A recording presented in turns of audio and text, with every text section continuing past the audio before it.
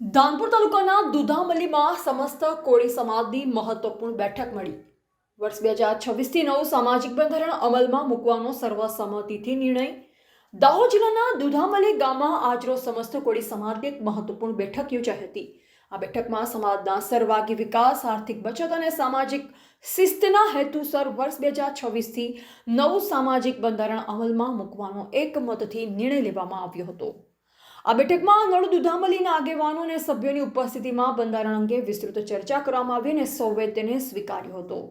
બેઠક દરમિયાન સગાઈ, લગ્ન, શુભ અશુભ તેમજ ધાર્મિક પ્રસંગોમાં સાદગી, શિસ્ત અને ખર્ચમાં ઘટાડો લાવવાના હેતુથી સ્પષ્ટ અને કડક નિયમો નક્કી કરવામાં આવ્યા છે, જેમાં સગાઈ પ્રસંગે મર્યાદિત વ્યક્તિઓની હાજરી, લગ્નમાં માત્ર એક જ ડીજે રાખવું તથા અવાજ પર નિયંત્રણ, જમણવારમાં સાદગી, દાગીના તથા કન્યાદાનમાં મર્યાદા તેમજ તમામ સામાજિક પ્રસંગોમાં વ્યસન પર સંપૂર્ણ પ્રતિબંધ જેવા મહત્વપૂર્ણ નિર્ણય લેવામાં આવ્યા છે. મરણ પ્રસંગોમાં સમાજમાં પ્રચલિત કફન પ્રથા, વાજિંત્ર વગાડવા, મરસિયા ગાવા તથા છાતી પીટવાની પ્રથાઓ બંધ કરવાનો નિર્ણય લેવાયો છે. ઉપરાંત 12માની વિધિમાં માત્ર એક જ ભજન મંડળી રાખવાની અને ભેટ આપવાની પ્રથા સંપૂર્ણપણે બંધ રાખવાની જોગવાઈ કરવામાં આવી છે. સમાજના આગેવાનોના જણાવ્યા અનુસાર આ નવા સામાજિક બંધારણના અમલથી સમાજમાં આર્થિક બચત, શિસ્ત, સામાજિક સમરસતા અને એકતા વધુ મજબૂત બનશે.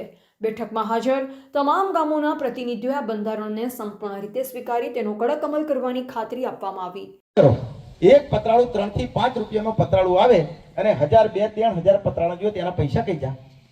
એટલે ખરેખર આપણા દેશી પતરાળા તે વખતે ખાખેના બધું આપણે બનાવી દીધું મળવાનું છે, એની સિવાય કશું મળવાનું નથી.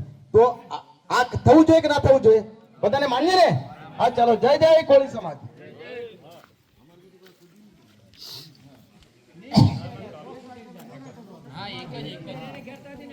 એટલે મેં તમને જાહેરમાં એટલા માટે કીધું, જાહેરમાં એટલા માટે કહું કે તમારે ઘેર બને ને એ જ ભરતભાઈ ને ઘેર પણ છે, બીજું તો બને નહીં. નહીં એને ઘેર આપણે જવાનું જ નહીં ને. એને કે ભાઈ તું મોટો તો તારા ઘરનો મોટો, સમાજની અંદર કોઈ મોટો નથી. સમાજ એટલે બધું સરખા, સમાજથી કોઈ મોટો નથી. તો આમલીકરણ થઈ જશે ને? હા, કરી જ દેવાનું. આગળ